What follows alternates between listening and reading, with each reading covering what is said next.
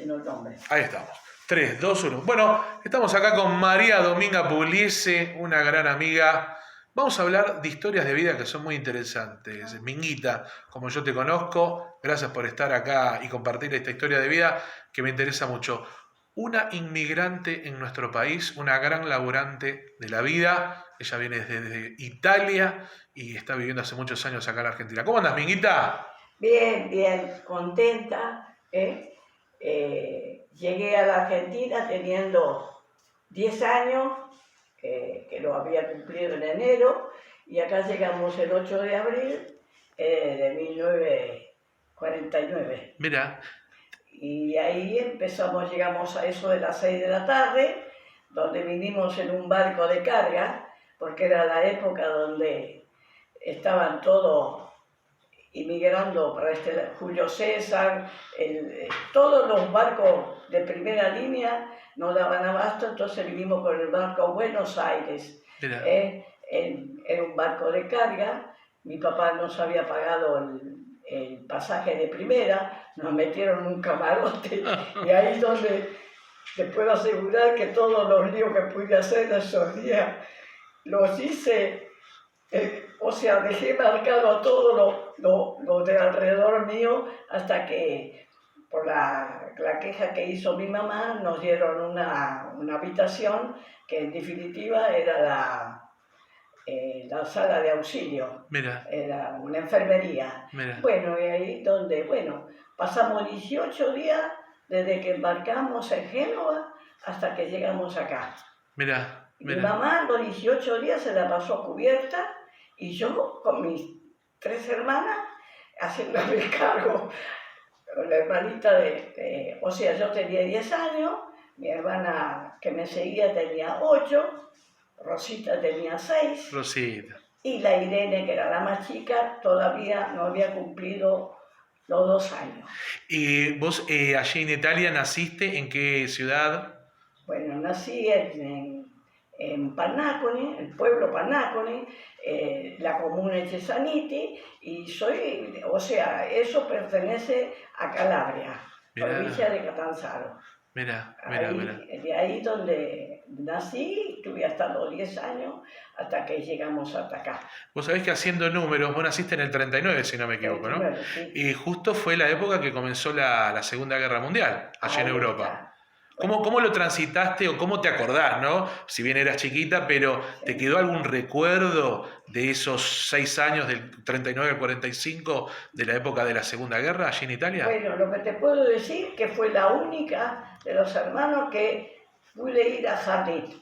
Mirá, Jardín de En Infantes. la época de Mussolini todavía pude ir a jardín. Y después empezó cada vez peor, pero como mi papá y mi mamá eran artesanos, mi mamá tenía una sastrería grande que tenía chicas trabajando y mi papá tenía una peluquería de hombre y aparte hacía calzado. Sí.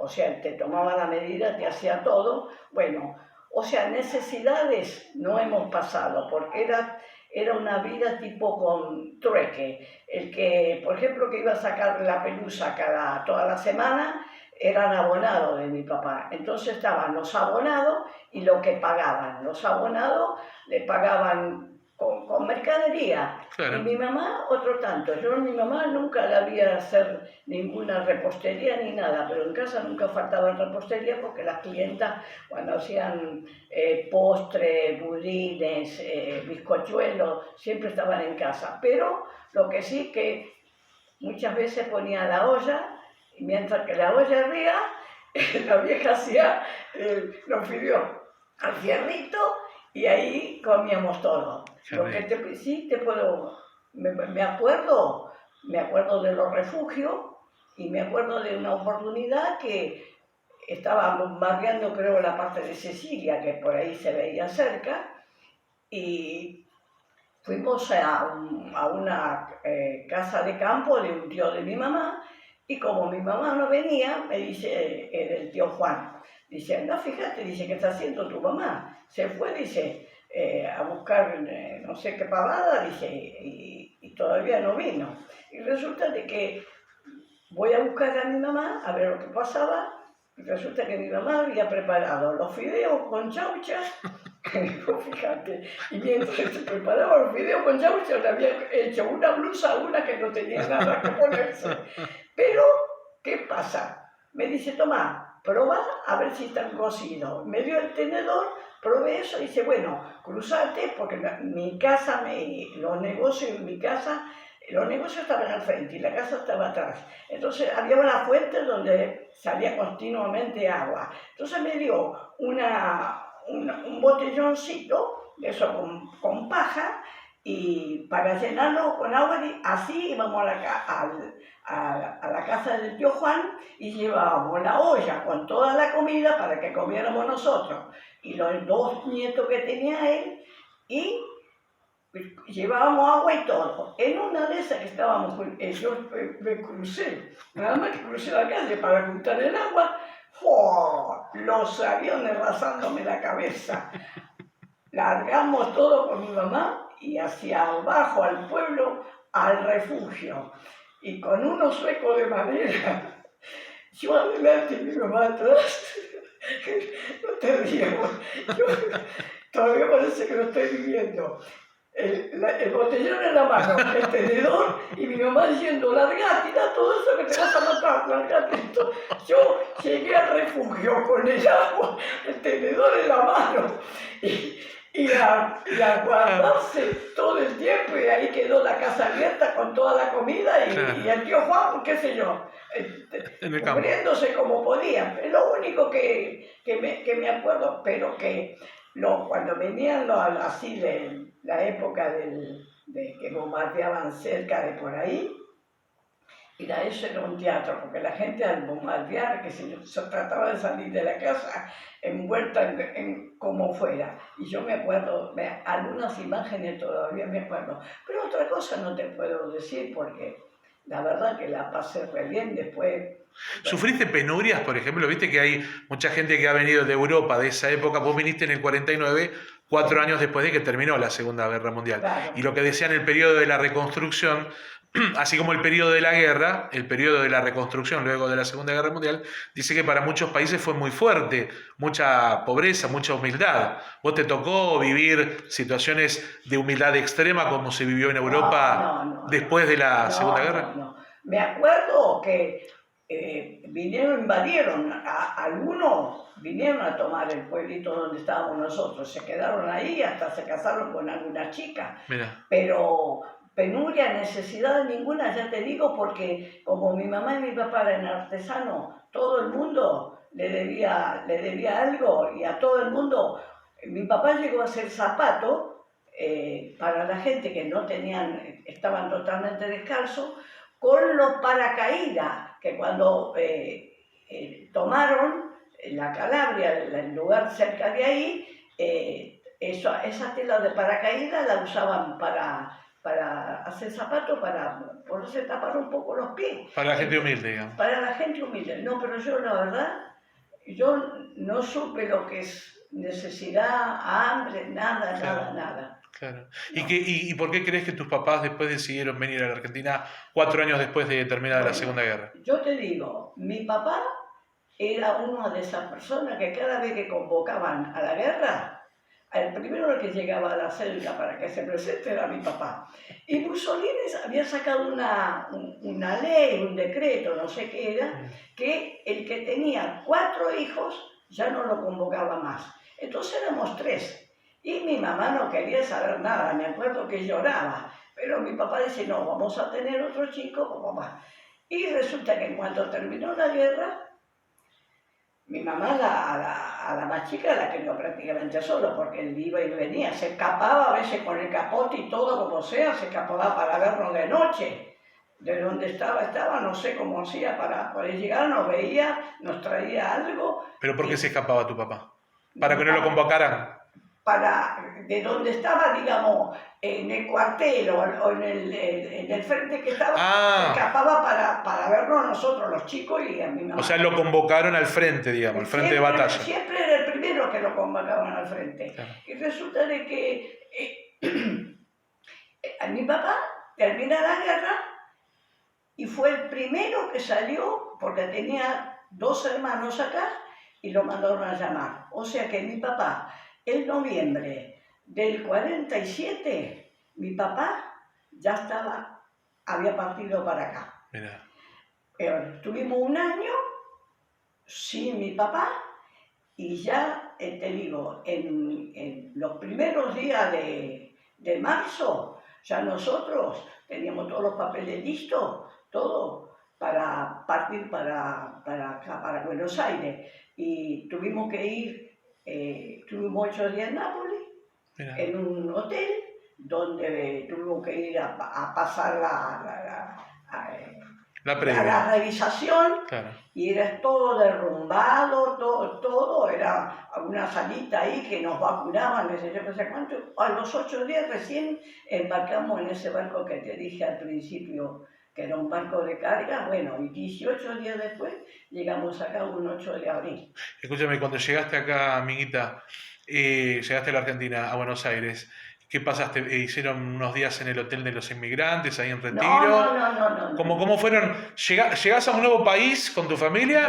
pero sin nada? ¿A dónde fueron a vivir? Llegamos ¿Un hotel? al puerto de Buenos Aires, más o menos habremos desembarcado a eso de las 6 de la tarde, estaba mi papá, nos agarró la valija y para traernos acá a Loma del Mirador, donde vivíamos nos trajo a la casa de mi tío, donde vivía él. ¿Es acá donde estamos ahora, acá en Lomas del Mirador, o es en otra dirección, digamos? No, acá en Loma del Mirador, acá, una cuadra donde Claro. estoy viviendo. No es este mismo lugar, claro, En este entiendo. mismo lugar. Entiendo. Y te digo, lo que me acuerdo, que, claro, bajamos con las valijas, pero los baúles después lo tenían que ir a buscar a la aduana. Y en ese momento tomamos el tranvía, creo, algo así, y en la esquina de, una esquina luminosa de Rossetti, no sé cuánto era, ahí me acuerdo que estuvimos parados, mi papá se dio cuenta, nos habían cambiado en ese entonces la valija. Oh. Lo siguió y nos habían dejado una valija llena de trapos y se llevaban la valija con todos los valores que... Así que ya en esa época, ¿viste? Había unos napolitanos, como decimos, ¿no? Una napolitana, una vuelta de ojo y otra vuelta de mano. Yo a mi Minguita la conozco hace más de 20 años y ella siempre me decía esta frase, napolitano, una vuelta de ojo, o sea, mirá para otro lado, y una vuelta de mano. Una vuelta de mano, ¿viste? Ahí. Así que siempre me quedó esa frase que tenés. Exacto. Y tu linda sonrisa, bueno, que siempre me encanta escuchar tus anécdotas. Llegamos a la casa de mi tío y ya para el 50, para marzo del 50 ya nos mudamos, mi papá había comprado un terreno que le habían vendido en Tapiales frente a la estación de los trenes, que no se podía vivir, no se podía dormir. Bueno, ¿por qué? Del ruido, porque todas las máquinas paraban ahí. Porque Tapiales es una estación, no sé si cabecera, pero es conexión. Cabecera salen muchos trenes para otros lados, ¿no? Para otros lados. Y más en esa época que había más trenes. Y ahí mi papá había comprado el terreno con una habitación de material, cocina y baño. Un terreno de media cuadra, qué sé yo, el agua era un molino de viento. Y mi mamá una vez por semana se venía acá, en Alberdi y General Paz, que había un puestito municipal al lado donde era el puesto de la agromotorología, y en ese entonces Perón vendía el querosén, la papa y el carbón. Yeah. Y en esa época comíamos pan negro. Claro, porque el pan blanco... negro porque toda la cosecha de acá la exportaban toda para Europa. Por eso que Perón hizo la primera gobernación con lujo de detalle. ¿Por qué? Porque le había mandado todos los alimentos mientras Europa estaba en Italia, en guerra, y todo el mundo de Europa, cada santo le debió una vela a la Argentina. Pero nosotros acá comimos pan negro, teníamos que hacer cola para que no sé, cola para comprar papa y cola para comprar carbón. ¿Pero por qué? Porque había racionamiento también acá. Claro. Y eso que no había guerra acá. No, pero mandaban todo para afuera. Mandaban todo para afuera, ¿te das cuenta? Claro. Y bueno, y así. Y yo la verdad que en ese sentido acá Desde que llegué no tuve ningún problema de adaptación, nada, nada, nada. Claro. Cuando decirte que, por ejemplo, mis primas me llevaron al colegio para anotarme y cuando me preguntó la directora, entramos en la dirección de un colegio de la casa como se usaba antes, tipo chorizo, me preguntó la directora cuánto hacía que estaba acá. Y directamente le dije, 8 días. La mujer, esa mujer de antes, viste que la postura, la presencia de ella te le hacía la veña, viste, le había respeto, se quedó. Yo tuve una adaptación, pero rapidísimo, por eso me siento arraigada, me siento una más. Si no sería por los documentos, yo, la verdad que lo siento. Cuando decirte que me conozco Argentina, de Ushuaia hasta allá el tren de las nubes y nunca fui para el lado de Europa. Mira, ¿nunca volviste a Europa? ¿Nunca se te dio por volver? No.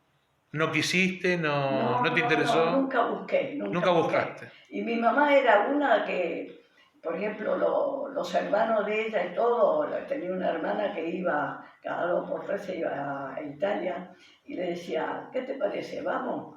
No, dice, mi mamá siempre decía, yo a Italia no la quiero ver ni en la carta geográfica, porque, claro, vinieron muy golpeados.